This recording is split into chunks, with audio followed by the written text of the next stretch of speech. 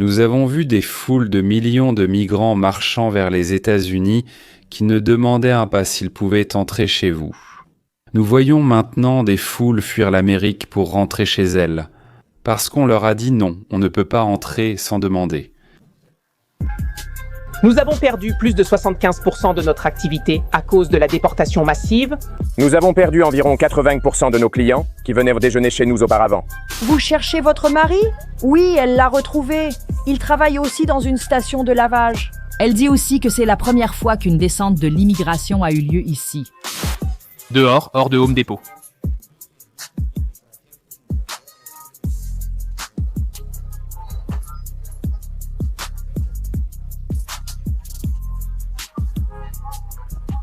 Et quand on regarde les dégâts que l'immigration incontrôlée a causés à ce pays, regardez Jacqueline Nungereis, Kate Steinle et tous ceux qui ont souffert à cause des immigrés illégaux.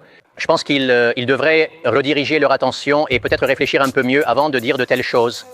Les proches des personnes détenues exigent d'ailleurs qu'on punisse les magasins qui permettent à la police d'entrer et d'arrêter les clandestins. Ils sont devenus fous. En vérité, ce n'est pas une nouveauté.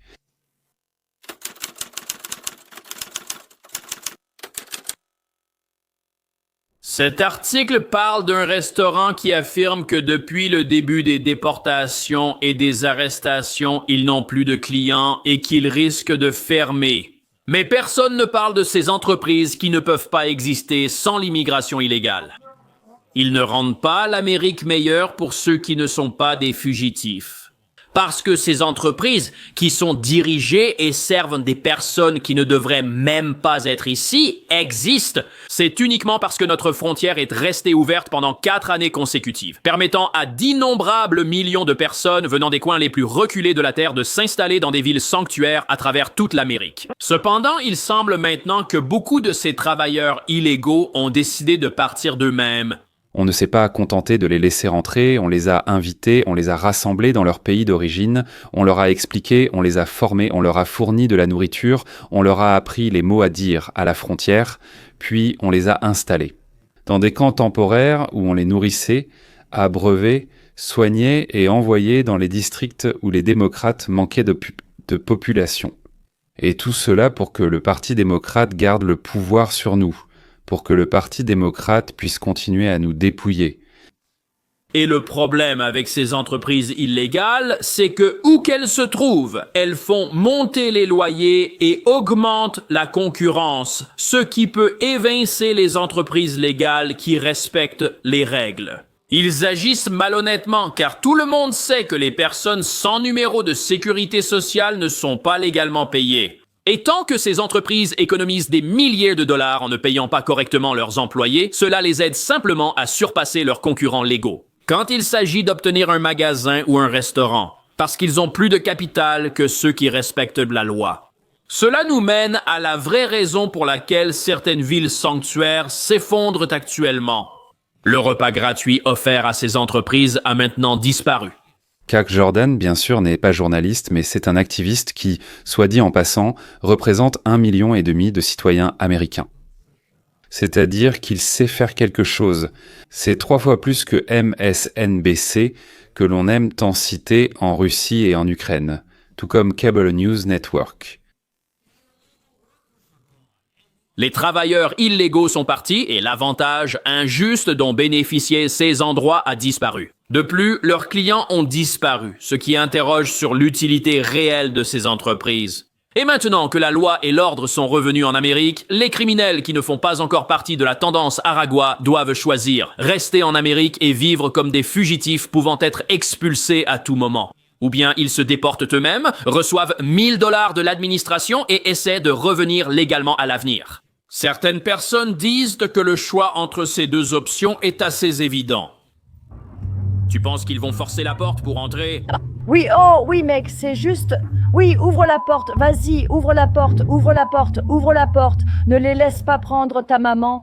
Je vais appeler ta maman, ton papa, vous? Les gars, vous ne pouvez pas leur dire ça. Alors, les agents Ace n'ont pas réussi à entrer dans ce business, mais ils n'en avaient pas besoin. Parce que qui, sain d'esprit, étant criminel, irait là-bas maintenant? Personne. Et comme vous allez le voir maintenant, même sans arrêter personne, ICE a en fait condamné certaines de ces entreprises criminelles. La déportation massive a été terrible pour les affaires, chef. La chef Carla Flores a constaté l'impact de la déportation sur les communautés immigrées et sur ses bénéfices. Nous avons perdu plus de 75% de notre activité à cause des déportations massives. Elle n'est pas la seule. Nous avons perdu près de 80% de nos clients habitués du déjeuner. Nick Sandoval tient un restaurant à Westlake, Los Angeles. Ce quartier de Californie a connu plusieurs descentes médiatisées au Home Depot local le mois dernier. Il y a beaucoup de fugitifs fédéraux ici, le gouvernement fédéral le sait et les recherche dans les rues.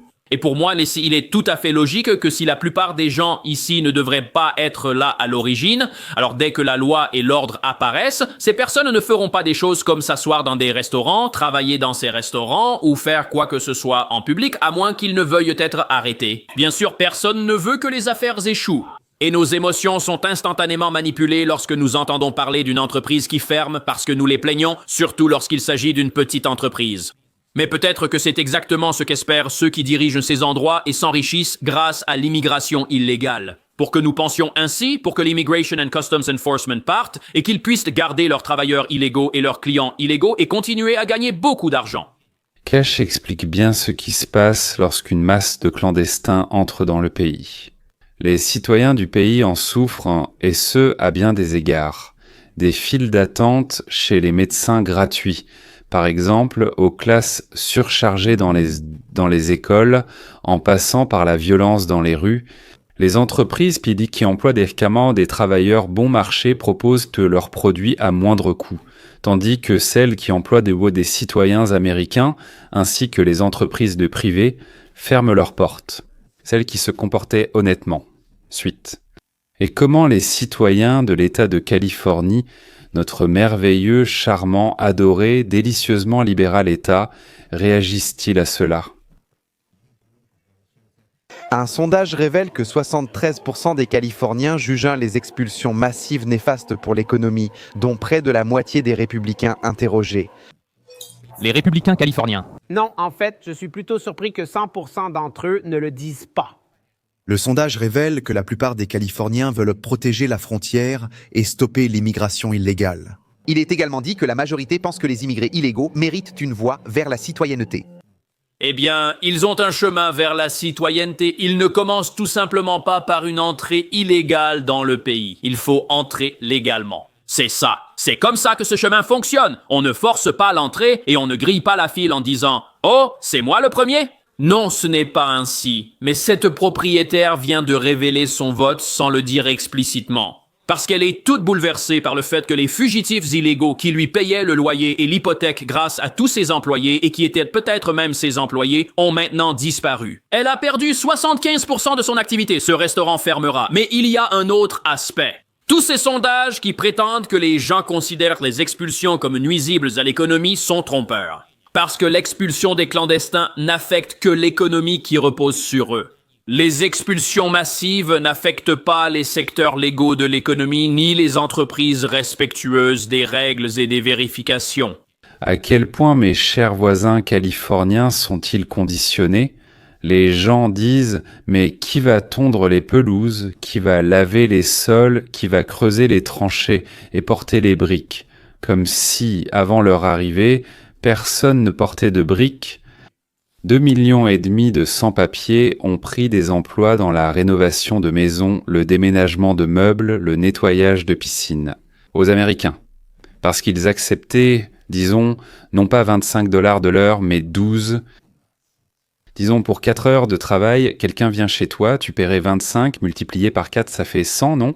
À un sans-papier, tu paies 12, x 4 égale 48, donc tu donnes 50, soit la moitié. Mais l'Américain licencié va toucher le chômage. Et il commence tout de suite à toucher 450 $ par semaine. Donc c'est à peu près 2000 $ par mois, plus 900 $ en bons alimentaires. Anti-centralise. S'il a une famille, il a aussi la médecine gratuite. Et pour une famille de 4 personnes, il me semble qu'il y a environ 1000 $ en plus. Mais ce n'est pas en liquide. Et si jamais vous avez besoin de quelque chose d'ordre médical, comme des médicaments, des procédures ou autres, l'État vous paie 1000 $. Certains ont de plus petits quotas, d'autres de plus grands, mais tout cet argent est dépensé. Si vous avez un prêt hypothécaire, je veux dire une hypothèque, l'État peut vous accorder jusqu'à 50 000 $ non remboursables. Prêt? Pourquoi? Pourquoi un prêt si c'est non remboursable? C'est simplement un cadeau pour couvrir les sommes impayées. Eh bien, il a eu du retard ici et là, surtout. Donc si on additionne tout ça, il s'avère que pour cette personne qui a perdu son emploi, si elle a une famille, disons 2 enfants, il s'agit bien de 2 enfants. Oui, on lui verse, à lui et à sa famille, à partir de 34 000 $ par mois en paiement direct. Et aussi, disons, avec des tickets alimentaires, des tickets pour la médecine, et ainsi de suite. Ce qui équivaut souvent à ce qu'il gagnait si son salaire était de 25 $ de l'heure, 25 $ de l'heure. Cela signifie que nous avons 2000 heures de travail par an. Donc, en multipliant, cela fait 50 000 $ par an. Et d'où l'État prend-il cet argent? Vous ne vous êtes jamais posé la question. De vous? Donc, en embauchant un travailleur clandestin, au lieu de payer 25 $ de l'heure à un citoyen légal, oui, vous payez 12 $ de l'heure. Mais vous versez aussi aux services sociaux quelque chose qui dépasse les 25 $ de l'heure. D'accord, prenons 25. Au final, les gens naïfs pensent qu'ils ont économisé en payant 12 au lieu de 25. En réalité, il existe ce concept de ce qui n'est pas visible en économie. Il y a ce qui est visible et ce qui ne l'était pas. C'est-à-dire qu'au lieu de payer 25 $ à un citoyen américain, vous payez 12 $ à un sans-papier, plus 25 $ pour assurer le citoyen. Mais ça, nous ne l'avons pas encore compté. Son traitement illégal à vos frais, l'éducation de ses enfants à vos frais, son argent de poche et le loyer que l'État lui paie, encore une fois à vos frais. Et quand vous n'en avez pas, que faire si vous n'en avez pas? Alors l'État, un État intelligent, va voir les Chinois, disons, oui, et dit « donne de l'argent, donne de l'argent, donne de l'argent ». Et eux, ils prêtent de l'argent avec des intérêts. Et ces intérêts, tout cet argent doit être remboursé. Vous remboursez, vous et vos enfants allez rembourser tout cela pendant 20 ou 30 ans avec les intérêts. Voilà ce que signifie laisser entrer et protéger les clandestins. Et quand ils sont expulsés, des appartements et des locations se libèrent et pour les citoyens, les loyers diminuent immédiatement. Leurs cafés, clubs, magasins ferment et les loyers que perdent les entreprises, donc le coût de revient des produits, diminuent aussi. C'est-à-dire que nous commençons à payer moins pour les mêmes produits, services de location et autres, pour lesquels nous payons juste avant plus cher. Ça non plus, nous ne le prenons jamais en compte, quand nous payons 12 $ à un clandestin pour ramasser nos feuilles mortes. D'ailleurs, j'ai une question. Vous préférez payer moins ou vous préférez payer plus? Parce que, voyez-vous, dans le monde des nouveaux Russes, bien sûr, plus on paie, mieux c'est. Et si vous êtes américain, et en plus sans excentricité, de ce genre-là, oui, alors en général, nous, on aime payer moins cher. Et avec des millions de personnes qui ont quitté la population active aux États-Unis ces derniers mois. Maintenant, il n'y a pas seulement plus d'emplois pour les résidents légaux, mais aussi le coût du logement pour ces résidents a diminué, car il y a maintenant plus d'appartements disponibles pour y vivre. Désormais, le consommateur moyen aura plus d'argent et les entreprises paieront les salaires prescrits par les lois locales. Ils devront payer le salaire minimum et leurs propriétaires devront trouver comment obtenir des locataires. Des règles au lieu de locataires qui enfreignent la loi. Que ces problèmes surviennent exclusivement dans les villes où les maires sont démocrates. Exclusivement dans les villes où les maires sont démocrates. Ils ont même subventionné des entreprises pour qu'elles servent aux clandestins. Nous voyons de telles choses. Nous ne voyons pas d'entreprises s'effondrer à cause de descentes d'immigration dans des villes qui ne sont pas des sanctuaires. Cela n'arrive que là où les dirigeants locaux ont dit aux employeurs que violer la loi était normal. L'administration ne dira pas « nous allons vous donner plein d'argent ». Cet été, une descente a été menée dans une usine de transformation de viande et le propriétaire a perdu la moitié de sa main-d'œuvre. Il se plaignait, doutant de pouvoir rester ouvert. Dès le lendemain, sa salle d'attente était pleine de candidats probablement présents illégalement. Sinon, pourquoi travaillerait-il dans une entreprise récemment perquisitionnée par le gouvernement fédéral? Être expulsé aussi n'aurait aucun sens. Autrement dit, le propriétaire, disons, d'une entreprise de transformation de viande a déclaré qu'il était ruiné après que 50% de ses employés, qui se sont avérés être des clandestins, aient été expulsés.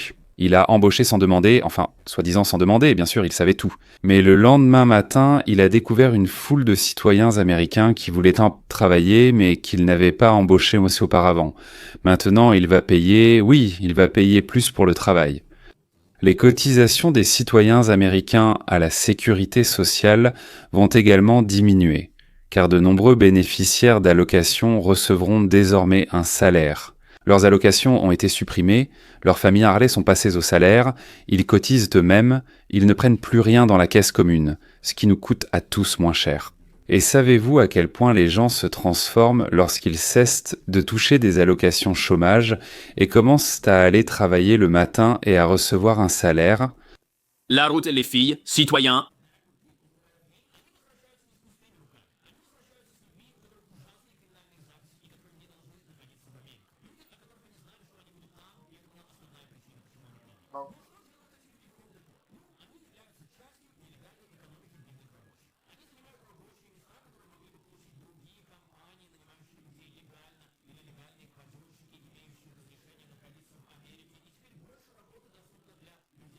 Agissent correctement, respectent les règles et avancent bien. Ces gens ne craignent pas la déportation, n'ayant aucune raison de s'inquiéter. Chaos, flics, jurons. Regarde, c'est comme un marché aux puces dehors avec toutes ces tentes. Ce matin dans l'entrepôt, lorsque des agents fédéraux masqués ont sauté de fourgons banalisés, ils ont reproduit une scène déjà vue de nombreuses fois dans le pays. Cette vidéo, publiée sur Citizen il y a quelques heures, semble filmée d'une fenêtre du 2e ou 3e étage. Nous pensons qu'environ 6 à 8 personnes ont été arrêtées. D'accord. Donc, à chaque fois que cet endroit est perquisitionné, tout un tas de personnes sont arrêtées. Qu'est-ce que cela vous dit sur ce qui se passe ici? C'est l'anarchie partout? Tout cela soutient des secteurs économiques profitant à peu de personnes. Vous favorisez les propriétaires d'entreprises qui ne veulent pas suivre les règles. Vous favorisez les bailleurs qui louent leurs locaux à ces propriétaires d'entreprises. Vous favorisez les propriétaires qui possèdent des appartements pour des personnes qui ne devraient même pas être ici et qui peuvent maintenant demander un loyer plus élevé. C'est tellement anti-progressiste parce que les forces qui profitent de l'immigration illégale vont à l'encontre de tout ce que disent les progressistes. Ils disent qu'ils protègent l'ouvrier de ce pays. Ils affirment vouloir des salaires plus élevés et équitables, ainsi qu'un avantage pour les employés sur les employeurs. Comment est-ce possible si tous les appartements et emplois sont pris et tant de travailleurs se disputent à quelques postes? Vous voyez, ce sont de grandes questions auxquelles tous ceux qui disent que l'économie va s'effondrer ne veulent pas répondre. L'économie va être corrigée, c'est ce que nous constatons. Nous assistons aux États-Unis à une rupture des règles qui, la suite arrive, interdisaient notre liberté. Voici une conversation au Congrès américain avec un conservateur, membre britannique du Parlement.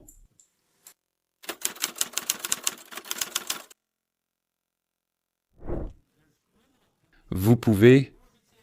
Il existe des sanctions pénales et je pense en 2023 au Royaume-Uni, il y a eu 12 183 arrestations pour des publications offensantes. 12 000 personnes ont été arrêtées pour avoir publié sur Internet.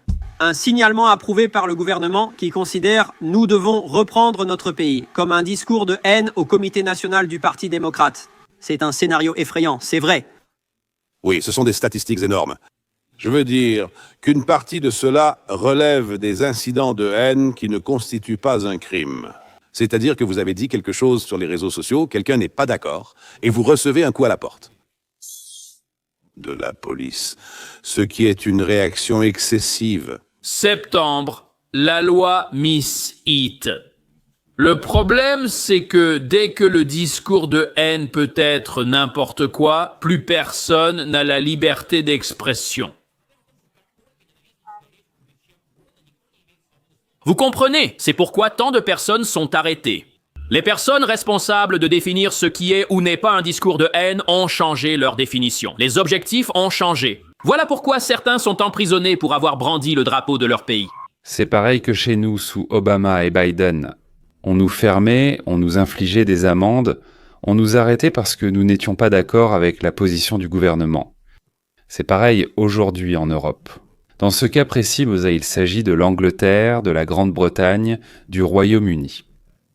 On emprisonne des gens depuis longtemps, pas au Royaume-Uni, juste en Grande-Bretagne. On met les gens en prison pour hooliganisme parce qu'ils portent le drapeau de leur propre pays dans la rue. Là-bas, c'est considéré comme du hooliganisme, c'est considéré comme du hooliganisme. Pour l'instant, ce n'est pas le goulag. Non, enfin, ce n'est pas le goulag, bien sûr. Non, il n'y a pas non plus de torture pour le moment. Oui, il n'y a pas encore de tribunal. Les célèbres troïkas. Mais fais déjà ce que te disent de tes dirigeants. Et si ça ne te plaît pas, on va te faire taire.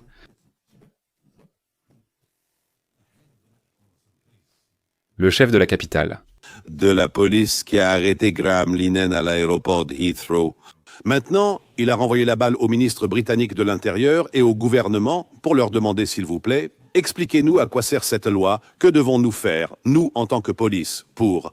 Oui, il l'ignore. Je pense qu'on se disputera bientôt, mais ce qui m'inquiète, c'est que ça pourrait vite empirer.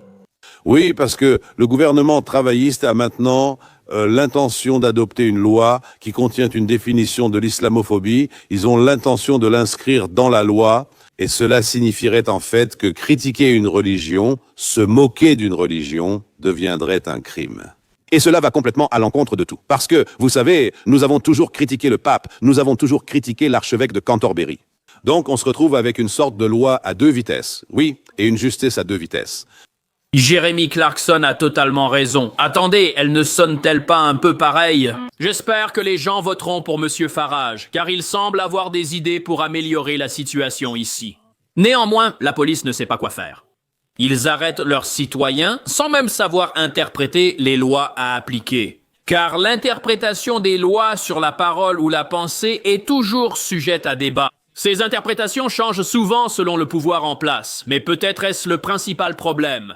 Le problème dans tout cela, c'est qu'il semble que le Royaume-Uni fasse plus pour encourager les gens à entrer illégalement dans leur pays que n'importe quel autre pays. Et c'est un autre aspect de toutes ces manifestations dont on n'entend pas beaucoup parler.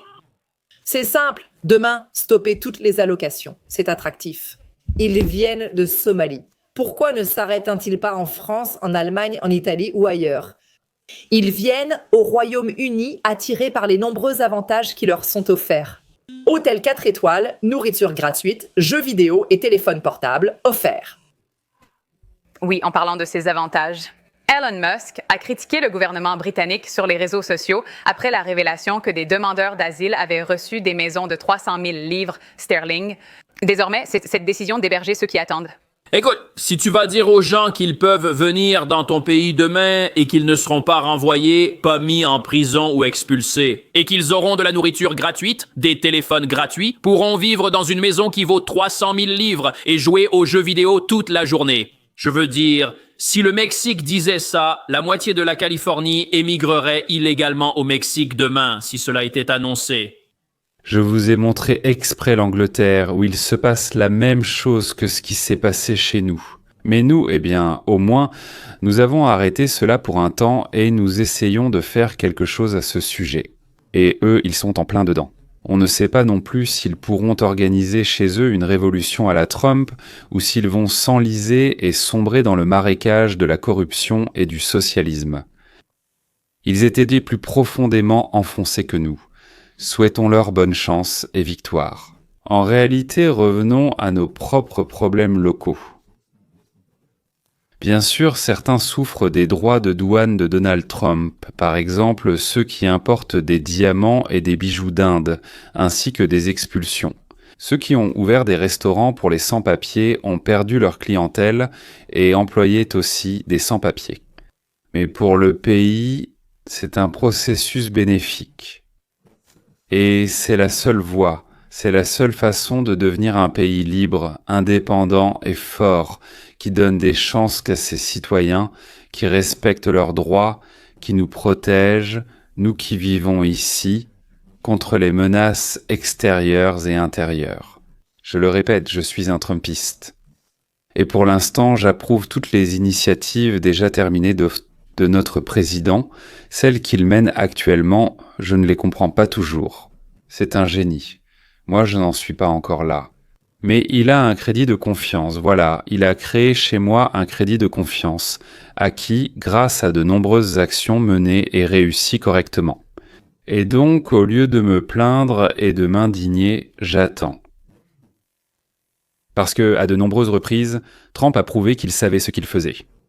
Et ce qu'il faisait me plaisait, enfin, je veux dire, j'aimais vraiment ça. À la prochaine.